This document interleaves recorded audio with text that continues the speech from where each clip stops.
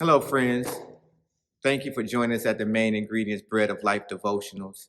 We're continuing through our series, Fruit of the Spirit, and I can't think of a better way than to start our week than to get into the Word. Today, we're going to be talking about faithfulness. Faithfulness. What is faithfulness? Proverbs 19:21 says, "Many are the plans in a person's heart, but it is the Lord's purpose that prevails." So, what is that saying to us?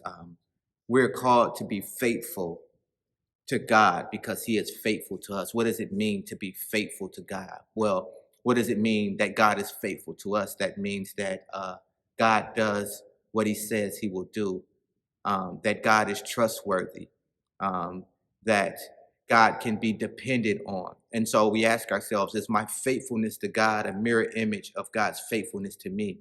Will I do what I say I'm going to do? Right? Am I trustworthy? Can God depend on me? If he gives me an assignment or a task, will I complete that task? Will I get out of God's way and will I get into his will? Faithfulness. Faithfulness. Are we faithful to the people in our lives? Are we faithful to the relationships that God has brought into our lives? Are we faithful to the responsibilities that we hold as a believer or just as people in general? This faithfulness, this thing that we've continued to water down day by day and year after year. Faithfulness, the faithful, the righteous, right? The people of God are called to be faithful, not just to God, but to one another. And so we ask ourselves, am I being faithful? And what is the test of my faithfulness? Is it going to church every Sunday? Is it going to Bible studies on Tuesday? Like, what is my faithfulness to God? What looks like? Now, I can't answer that question to you, but I can answer the question for myself. And so when I say, Michael, what is your faithfulness to God looks like?